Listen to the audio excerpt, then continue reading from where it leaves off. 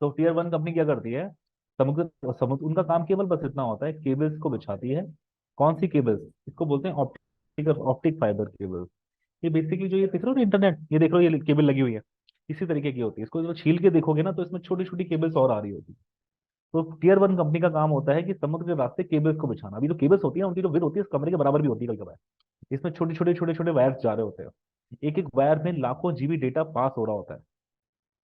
इनका काम बस इतना होता है, समुद्र के रास्ते वायर को बिछाना और एक कंट्री से दूसरी कंट्री को आपस में कनेक्ट करना और मेंटेन भी करना। बहुत बार क्या होता है, समुद्री जानवर को नुकसान नुकसान ना पहुंचा दें, शार्क्स को नुकसान ना पहुंचा दें, ये सब इसको मेंटेन करती है। कहीं खराब होता है तो उसको बनाती है, चेंज करती है, नए वायर बिछाती है। बस इतना काम इनका होता है, टीयर वन कंपनी। ठीक है, अगर उसको तुम देखना चाहो ना, ये टीयर वन कंपनी कौन कौन सी कंपनीज हैं और कैसे कैसे तुम्हारे पास, और इनका काम ही बस इतना होता है तुम्हारे पूरे कंट्रीज में सिरे को लेकर आना। देखो देखो ध्यान से, एक ही लाइव ऑप्शन है तुम्हारे पास। जिस लाइव ऑप्शन से तुम ये देख सकते हो, ये देख रहे हो, ये पूरे वर्ल्ड का मैप है। दिख रहा है वर्ल्ड का मैप? इसमें इंडिया कहाँ पर है? यहाँ है, यही तो है। थोड़ा बड़ा करके देखो, ये इंडिया है। अब इसमें इंडिया में देखो कहाँ कहाँ सिरे आए हुए हैं। एक सिरा कहाँ पर आया हुआ है? मुंद्रा में आया हुआ है। कंपनी का नेम कौन सा है? ये कंपनी है सिंगापुर इंडिया गेट पे, SING कम केबल। ये टियर वन कंपनीज है। एक सिरा कहाँ पर आया हुआ है? मुंबई में आया हुआ है। एक सिरा कहाँ पर आया हुआ है? कोचिन में। एक सिरा कहाँ पर है? तिकरौन में। एक चेन्नई में। एक विशाखापट्टनम में है। ठीक है, ये बांग्लादेश है। यानी पूरे इंडिया में 1 2 3 4 5 6 7 जगह जो है हमारे पास सिरे है, जहां से टीयर वन कंपनी से डेटा लिया जा रहा है, इंटरनेट लिया जाता है। समझे? अब ये जो इंटरनेट है, ये टीयर टू कंपनी कौन सी होती है? जैसे एयरटेल हो गया, वोडाफोन हो गया, है ना। इनका काम क्या होता है? टावर तक पहुंचाना। जो समुद्र के रास्ते टीयर वन कंपनी से इंटरनेट आया था उसको टावर तक पहुंचाती हैं, स्टेट तक पहुंचाती हैं, और स्टेट से तुम्हारे घर तक कौन लेकर आता है? टीयर थ्री कंपनीज होती हैं, जैसे तिकोना है, स्पेक्ट्रा नेट, ये सब टीयर थ्री कंपनीज है। तभी बहुत बार, अच्छा तुम तभी तुम कहते हो ना, इंडिया में जो इंडिया का नेट, इंडिया में कितने सिरे हैं? 4 से 5 सिरे हैं, इतने ही तो हैं। अच्छा, जहां पर जैसे कजाकिस्तान हो गया, अफगानिस्तान हो गया, यहाँ इंटरनेट महंगा क्यों है? क्योंकि डायरेक्ट कोई तरह आ ही नहीं सकता, इनको इंटरनेट परचेज करना होगा तो किसी दूसरी कंट्री से करना होगा। इंडिया से करेंगी तो इंडिया डेफिनेटली महंगा ही देगा वो। वैसी कंट्री जहां पर आसपास, अब जैसे ये यूएस में जाओ, ये इंटरनेट यूएस की बात करो, ये यूएस है ना, यूनाइटेड स्टेट। यहाँ कितने सिरे हैं? इंडिया में केवल 5 थे, यहाँ हजारों की संख्या में सिरे हैं। यही रीजन है, यूएस में इंटरनेट सस्ता है, कॉलिंग भी वाइप होती है, इंटरनेट से कॉलिंग होती है, वहां सिम की जरूरत नहीं होती। समझे? यही रीजन है कि टेक्नोलॉजी के मामले में वो बहुत आगे हैं हमसे। जो स्टारलिंक कंपनी है, स्टारलिंक कंपनी किसकी है? Elon Musk. एक साल में 15 सैटेलाइट छोड़ती है, और हम 15 साल में एक सैटेलाइट छोड़ते हैं। रीजन समझ में आ गया? टेक्नोलॉजी कहाँ पर किस तरीके से चल रही है और आगे बढ़ रही है, तब भी बहुत अच्छा है। आज से 2018 या 2016 में देखते ना, तो हमारे पास ये 5 सिरे जो चल रहे थे ना, केवल 2 सिरे हुआ करते थे। और 2012 में केवल एक सिरा था, मुंबई। जब रिलायंस जियो लॉन्च हुई थी मार्केट में, अब तो रिलायंस ने खुद के, रिलायंस जो है वो टियर वन कंपनी बन चुकी है, इसीलिए इतने सस्ता इंटरनेट देती है। इंडिया में जो रिलायंस है ना, वो सबसे सस्ता इंटरनेट क्यों प्रोवाइड करती है? क्योंकि वो टियर वन कंपनीज है। जब 2008 में रिलायंस जो लॉन्च हुआ था, तो मुकेश अंबानी का जो बेटे थे, सब सेकंड नंबर जो आकाश अंबानी, और दो लोगों की कंपनी है, आकाश अंबानी और ईशा अंबानी, इन दो लोगों ने लॉन्च किया था इसको, जियो को। उन्होंने अपने वायर खुद के बिछाए थे, यही रीजन था उन्होंने सस्ता इंटरनेट देना शुरू कर दिया। क्योंकि वो उनको किसी से खरीदने की जरूरत नहीं थी, उन्होंने खुद के वायर बिछा दिए थे। और उसके बाद ही मुकेश अंबानी की जो वर्थ है ना, वो अचानक से बढ़ गई थी। 2012 के बाद में उनकी वर्थ बढ़नी शुरू हुई है। समझे? तो इंटरनेट आज की दुनिया में सबसे तगड़ा बिजनेस है। इंटरनेट आज की दुनिया में, जो नेटवर्किंग है ना, आज की दुनिया में डेटा जो है, बहुत ज्यादा मतलब पावरफुल बिजनेस है। Clear concept? तुम्हारे घर तक इंटरनेट कैसे पहुंच रहा है? अब इंटरनेट की, जब इंटरनेट से जब बात आ गई है हमारे पास, इंटरनेट कैसे तुम्हारे घर तक पहुंच रहा है, उसके बाद बात आती है कि तुम्हें आपस में इंफॉर्मेशन को कनेक्ट करना था। इंफॉर्मेशन को कनेक्ट करने के लिए, अब तुम जब इंफॉर्मेशन को, अब इंटरनेट की जब हम बात कर रहे हैं, एक चीज और इसमें हम बात कर लेते हैं। यहाँ पर जितने भी डिवाइसेज हैं, मतलब एक दूसरे की कंट्री तो कनेक्टेड है, लेकिन कंट्री में भी डिवाइसेस कनेक्ट होंगी ना। तो जिस तरीके से लैपटॉप में, अगर तुम्हें अगर PPT चलानी है तो लैपटॉप परचेज करना पड़ेगा। कोई वीडियो चलानी तो मोबाइल परचेज करना पड़ेगा। इसी तरीके से कोई वेबसाइट चलानी है तो तुम्हें सर्वर परचेज करना होता है। बिना सर्वर के कोई वेबसाइट नहीं चलती है। सर्वर भी एक डिवाइस होती है। जितने भी तुम कंट्रीज देख रहे हो ना, ये वायर देख रहे हो, ये कहीं ना कहीं सर्वर से कनेक्टेड होंगे। जितने भी पूरे वर्ल्ड में सर्वर है वो एक दूसरे से कनेक्ट है। अगर सर्वर कनेक्ट नहीं है तो सर्वर ही क्या करता है, रिक्वेस्ट रिस्पॉन्ड करता है। क्लाइंट कौन है, हम लोग, जो यहाँ पर कोई चीज रिक्वेस्ट करते हैं ब्राउजर पे बैठ के, वेबसाइट ओपन करते हैं। ये रिक्वेस्ट किसके पास जाती है, सर्वर के पास में, और सर्वर क्या करता है, रिस्पॉन्ड करता है। जितने भी पूरी दुनिया में डिवाइसेस से या वायर से डिवाइस कनेक्ट हैं वो कौन सी है, सर्वर। सर्वर जैसे आपके लैपटॉप परचेस होते हैं ना एचपी के, डेल के, इसी तरीके से सर्वर भी होते हैं। यहाँ बाई सर्वर डालोगे तो बहुत सारे सर्वर तुम्हें दिखेंगे। डेल का है 12 लाख का, तो 12 लाख का सर्वर है। एचपी का मिलेगा तुम्हें, डेल का मिलेगा, बहुत सारे सर्वर तुम्हें मिलेंगे। दिख रहा है डेल का है, और भी देखो बहुत सारे सर्वर तुम्हें दिख जाएंगे। सिस्को का मिल जाएगा, एचपी का मिलेगा, ठीक है, लेनोवो का मिलेगा, ये सब तुम्हें सर्वर मिलेंगे। लेनोवो का सर्वर मिलेगा 2-2.5 लाख का। ये तुम्हें सर्वर मिलते हैं। अब एक वेबसाइट चलाने के लिए इतने महंगे सर्वर तो तुम लोगे नहीं। पहली चीज, हमें एक वेबसाइट चलाने के लिए क्या जरूरी है, पहला क्या कॉन्सेप्ट हो गया, एक वेबसाइट अगर हमें चलानी है, पहला क्या था, हमें सर्वर लेना है। ठीक है, जो एक मशीन है जो हम बाहर से परचेज कर सकते हैं। 2-2.5 लाख का सर्वर है अभी। अब ये सर्वर की जब हम बात करें, उसके बाद क्या है हमें, भाई इंटरनेट क्या कर रहा है, एक डिवाइस से दूसरी डिवाइस को कनेक्ट कर रहा है, लेकिन इंफॉर्मेशन तो कोई दिखा नहीं रहा है। इंटरनेट तो एक वायर की तरह है, वायर के तरीके से है, एक वायर से दूसरी वायर लगा दिया, डिवाइस आपस में कनेक्ट हो गई। क्यों मधु, यही कर रहा है ना हिमांशी, इतना ही तो कर रहा यस है। सर। अगर मुझे कोई वेबसाइट ओपन करनी है, सपोज करो, तो मुझे क्या लिखना पड़ेगा, www.amazon.com। जैसे ही मैं amazon.com लिखूंगा, फ्लिपकार्ट लिखूंगा, google.com लिखूंगा, ये रिक्वेस्ट किसके पास जाएगी, सर्वर के पास में। किसके सर्वर के पास में, अमेजन के सर्वर के पास में। और ये रिक्वेस्ट ना तुरंत जाएगी इंटरनेट से होती हुई। और जो रिस्पॉन्ड करेगा वो कौन करेगा, वो सर्वर जहां पर ये वेबसाइट पड़ी होगी।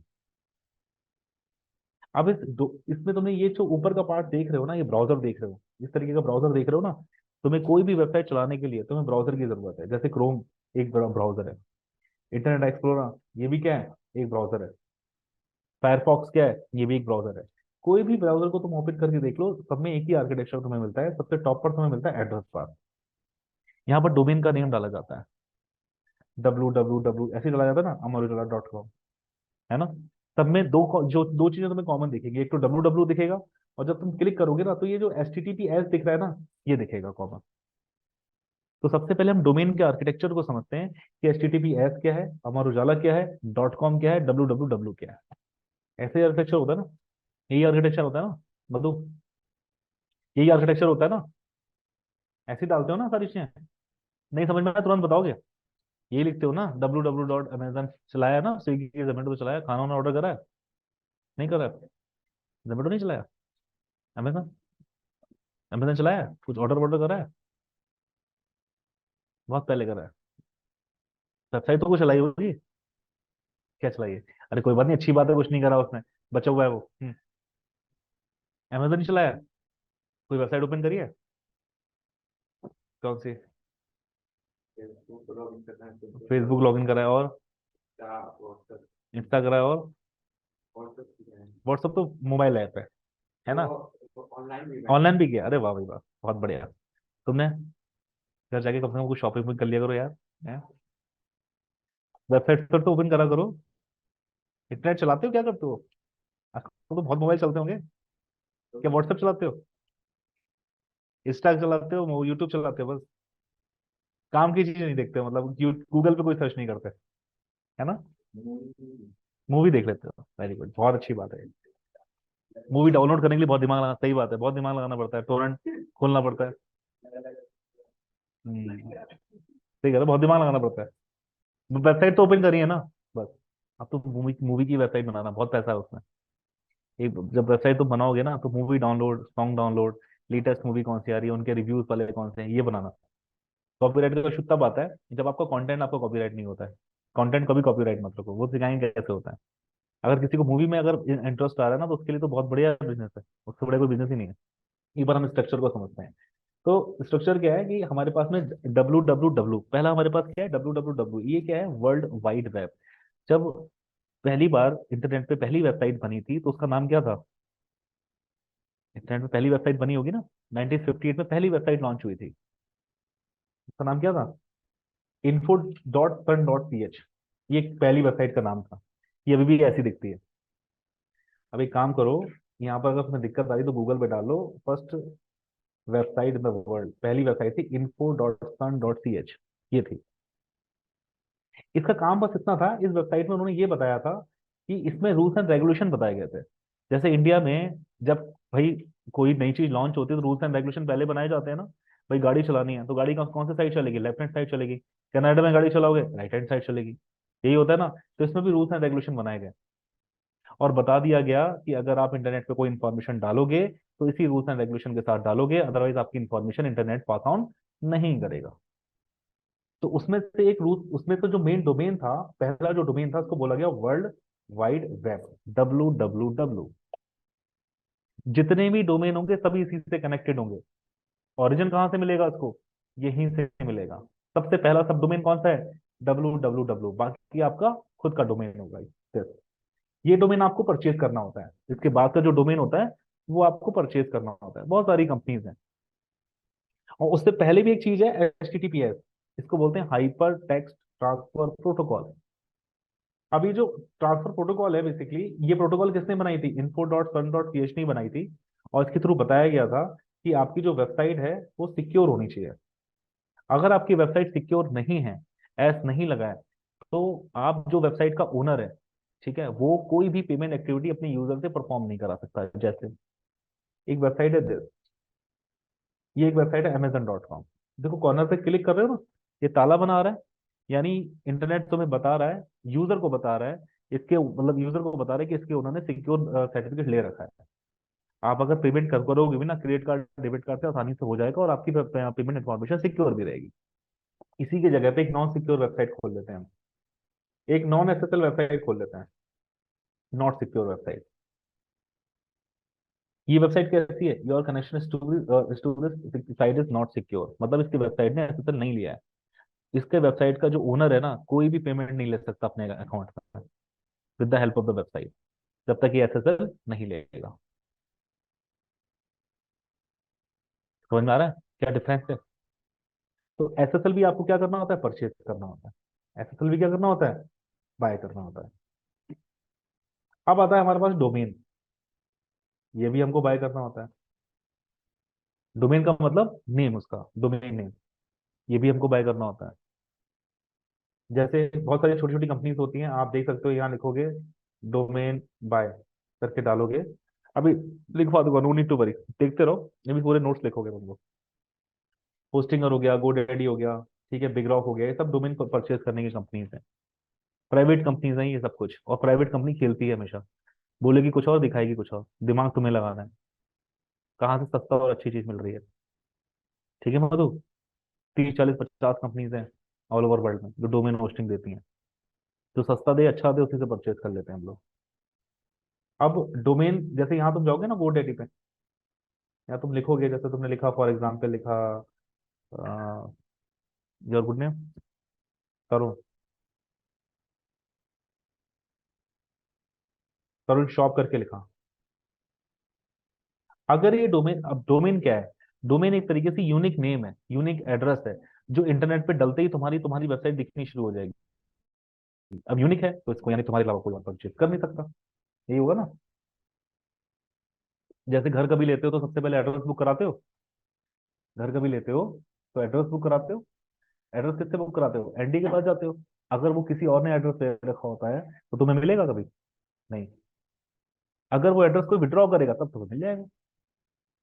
ऐसे इंटरनेट पे एड्रेस चेक किया जाता है तरुण शॉप, अगर तुम्हारे किसी और ने ले रखा है तब तुम्हें नहीं मिलेगा, अगर वो विड्रॉ कर देगा तब तुम्हें मिल जाएगा। और जब तक तुम इसे परचेज, जैसे अमेजन.com है, जब तक अमेजन.com विड्रॉ नहीं करेगा तब तक कोई इसे परचेज नहीं कर सकता अमेजन.com। जैसे तरुण शॉप है, अगर किसी ने ले रखा होगा ना, ये बता देगा पहले से ही। अच्छा ये देखो मिल रहा है, मैं तरुण का देखता हूँ, केवल तरुण। वो क्या बोल रहा है? तरुण.com टेकन। उसके बाद देखो नीचे क्या देगा, ब्रोकर फीस दिखा रहा है। ब्रोकर सर्विस फीस मतलब, जो जैसे एक घर परचेज करते हो ना तो बीच में जो ब्रोकर्स होते हैं ना, बस ये बात करने की फीस दे रहा है 5,000 रुपए। उस जो जिसका डोमेन होगा उससे बात करेगा कि आप दे दो, दिया नहीं दिया उससे कोई फर्क नहीं पड़ता। ₹5,000 बस उस चीज के ले रहा है। समझ में आया? लेकिन ये डोमेन अवेलेबल नहीं है। इसकी जगह तुम tarun.org.in ले सकते हो। अब देखो उसने एक्सटेंशन चेंज कर दिया। इसको क्या बोलते हैं? एक्सटेंशन, ये लिखा हुआ है। इसको क्या बोलते हैं? Extension, domain extension. अब डोमेन एक्सटेंशन बहुत सारे होते हैं। .com है, .us है, .org है, .net है, ये फ्री में मिलता है। रीजन है उसका, extension is just like a community. केवल ये बताती है कि आपकी वेबसाइट के अंदर का कंटेंट किस तरीके का है। अगर .in है तो इसका मतलब इंडियन रिलेटेड कंटेंट। .us है इसका मतलब यूएस रिलेटेड कंटेंट है। .gov है इसका मतलब गवर्नमेंट रिलेटेड कंटेंट है। वेबसाइट पूरी दुनिया में दिखेगी, बस उसको देखकर पहचान लेते हो कि वेबसाइट है कैसी। समझ में आया? कैटेगरी पता लग जाती है, दैट्स इट। देख, पहचानने के लिए उसका कंटेंट किस तरीके का है। जैसे आप नीचे आओगे ना, यहाँ आपको देखोगे .social, .net, .in, .world, ठीक है, .com, .live, .asia, है ना। अलग अलग डोमेन है। सबसे पुराना सबसे ट्रस्टेड डोमेन जो है वो .com है, महंगा भी है। .in थोड़ा सस्ता बैठता है, उसके बाद बाकी सब छोटे छोटे सस्ते डोमेन दिखते हैं। आपके जेब में जितना पैसा हो वो परचेज कर सकते हो। हाँ, .com पुराना है तो पॉपुलर भी ज्यादा है और यूज भी ज्यादा होता है। ठीक है, अंडरस्टूड। हमने क्या क्या परचेज करा? डोमेन परचेज करा। अब अच्छा, डोमेन भी हम देख लेते हैं एक बार। अब देखो डोमेन, जैसे मैंने तरुण शॉप डाला, .com डाला, ये डोमेन अवेलेबल है। ये कितने का दिखा रहा है? लेकिन ये बहुत 89 का दिखा रहा है, लेकिन ये देने वाला नहीं है। देखो क्या लिखा आगे, क्या लिख रहा है? ये छोटा सा लिखा है इसमें। 5 साल के लिए खरीदोगे तो 1 साल का देगा 89 का ये। 1 साल के लिए देखो, खरीद के देखो जरा। जैसे शॉपिंग करते हो ना, ऐड टू कार्ट करके, सेम वैसे ही करनी है तुम्हें। ये कार्ड में ऐड हो गया। ये फुल प्रोटेक्शन हटा दो, इसको रखने की कोई जरूरत नहीं है अभी। मैं केवल तुम्हें डोमेन दिखा रहा हूँ, कंटिन्यू करो। ये 5 साल के लिए दे रहा है। 5 साल के लिए कितने दे रहा है? ₹5,285 का। तब 1 साल के लिए ₹85 का दे रहा था, ₹85 का। अब मैं 1 साल के लिए परचेज करता हूँ, देखो ध्यान से। अब कितने का दे रहा है ये? 899। 22% जीएसटी भी लगेगा, करीब ₹160। ये पहुंचेगा 1,000 समथिंग का। समझ में आया खेल इनका? क्लियर है कॉन्सेप्ट? सारी कंपनीज खेलती हैं। कुछ जगह सस्ता मिल जाएगा, 400 500 का भी मिल जाएगा, वहां से परचेज कर लेना। ठीक। एसएसएल भी ऐसी परचेज होता है। एसएसएल देख रहे थे, जो एसएसएल, यहाँ एसएसएल बाय लिखोगे, एसएसएल बाय भी परचेज करते हो। ये 250 300 रुपए से स्टार्ट होता है और लाखों तक जाता है। तुम्हारा स्टूडेंट लेवल पे 2 250 300 तक का एसएसएल सही रहता है। एसएसएल मतलब जो ये सर्टिफिकेट, जिससे तुम्हें ये ताला मिल जाए, सिक्योर हो जाए तुम्हारी वेबसाइट। ठीक है। अब बात आती है, तुमने डोमेन भी ले लिया, होस्टिंग भी ले लिया, अब ये इतना सारा कंटेंट रखना है तुम्हें। इमेजेस रखनी है। भाई जब तुम बनाओगे वेबसाइट, तो मैं तुम्हें ई कॉमर्स वेबसाइट बनानी सिखाऊंगा, बहुत बहुत अच्छी बड़ी वेबसाइट बनानी सिखाऊंगा। इसका कंटेंट कहाँ रखोगे? कहीं तो रखोगे ना। और रखने के लिए मशीन चाहिए। मशीन कौन सी? सर्वर। अब 2.5 लाख का सर्वर तो तुम परचेज करोगे नहीं, और कर भी लोगे तो उसको चलाने के लिए इसी का एक्सपेंडिचर भाई, 24/7 है ना। फिर उसको मैनेज करने के लिए भी तो कितना स्पेंड करोगे। तो जब जैसे ही हम घर कभी नहीं ले पाते हैं, तो रेंट पे कभी घर ले लेते हैं ना। अगर हम अपना घर नहीं ले पाते हैं, तो इसी तरीके से हम सर्वर अगर कभी नहीं ले पाते, सर्वर को किसी दूसरे के घर में रखा रहेगा। हम रेंट पे बस स्पेस ले लेंगे, जितने काम की हमारे पास स्पेस हो। अब स्पेस कैसे लिया जाता है? कौन सा स्पेस लिया जाता है? स्पेस लिया जाता है वेबसाइट बनाने के अकॉर्डिंग। जिस तरीके की आप वेबसाइट बनाना चाहते हो, उतना स्पेस आप ले लो। ठीक है। अब वेबसाइट कितने तरीके की होती है? एक होती है सर्विस बेस्ड वेबसाइट, एक होती है information based website. Service based website को बोल सर्विस बेस्ड वेबसाइट वो होती है जो तुम्हें सर्विस देती है। जैसे जोमेटो। जोमेटो क्या है? खाना ऑर्डर किया जाता है यहाँ पे। जोमेटो क्या है? जैसे ये अमेजन क्या है? सर्विस बेस्ड वेबसाइट है। यहाँ से तुम प्रोडक्ट ऑर्डर भी करते हो, कार्ड भी देते हो, और तुम्हारे पास प्रोडक्ट पहुंच भी जाता है। पेमेंट भी तुम यहीं करते हो। इसकी जगह पे मैं बात करूं, यहाँ जाऊं और यहाँ लिखूं zomato.com, थोड़ा सा समझना बड़ा मजा आएगा चीजों में। जोमेटो क्या है? खाना ऑर्डर करने की वेबसाइट है। यहाँ से तुम खाना ऑर्डर भी करते हो, पैसे भी देते हो, है ना। ओयो क्या है? होटल की वेबसाइट है। यहाँ से बुक करने के लिए तुम्हें किसी होटल में थोड़ी जाना है, यहीं से बुकिंग हो जाएगी।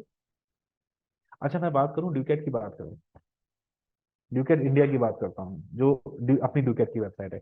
यहाँ से कोई सर्विस मिल रही है तुम्हें? भाई यहाँ पर तो कोई सर्विस मिल रही है? अगर तुम यहाँ पर बस कंटेंट देख सकते हो कि कौन कौन से कोर्सेज हैं, प्लेसमेंट क्या है, तुम नीचे आना पड़ेगा, पैसा भी नीचे देना पड़ेगा, तभी ऊपर आने देते हैं शायद तुम्हें। ऐसा ही होता है, यही होता है ना, कि नीचे पहले फीस सबमिट करो फिर ऊपर आने देंगे।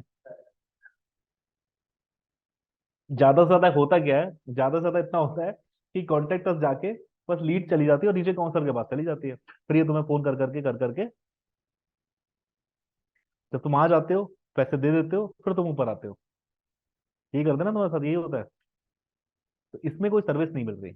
अगर मैं बात करूं, जोमेटो की बात करूं, ओयो की बात करूं, अभी होली दिवाली आ जाए अचानक से, भाई खाना खाने वालों की संख्या, कोविड आ जाए अचानक से फिर से, जोमेटो पे ट्रैफिक अचानक से बढ़ जाएगा। जोमेटो वाला भी नहीं पता होगा कि ट्रैफिक अचानक से बढ़ा है, उसको कंट्रोल कैसे करें। उसको भी नहीं पता होगा कि कितना ट्रैफिक आ गया। अभी 1000 का, आज 1000 का आ रहा है, कल 50,000 का आ जाए, नहीं पता उसको। इसको बोलते हैं कॉन्करेंट यूजर, मतलब एक ही समय पे नंबर ऑफ विजिटर, मतलब एक ही समय पे आने वाले लोगों की संख्या। अभी 5 मिनट में जो ट्रैफिक कितना है, 1000, और अगले 5 मिनट में 2000 हो जाए, कैसे करोगे तुम? कंट्रोल ही नहीं कर सकते। अब खुद सोचो, एक लैपटॉप है, एक साथ तुम 5 एप्लीकेशन चला रहे हो, रैम कितनी है, 8 GB, हार्ड डिस्क कितनी है, 360, नॉर्मल चल रहा है, उसी समय पे 10 एप्लीकेशन चलाओ, लैपटॉप क्या हो जाएगा? क्रैश हो जाएगा। सेम ऐसे ही है कि अगर तुम्हारे पास सर्वर है, सर्वर भी तो एक मशीन है, तो सर्वर पे भी जब हम सर्वर को जब लेते हैं ना, तो हम दो तरीके से सोच के लेते हैं कि हमें कौन सी वेबसाइट बनानी है, सर्विस बेस्ड बनानी है, इन्फॉर्मेशन बनानी है। देखो, इन्फॉर्मेशन वाली वेबसाइट पे ट्रैफिक आने की संभावना कम होती है, इसको बोलते हैं स्टैटिक वेबसाइट, और इसको बोलते हैं डायनेमिक वेबसाइट।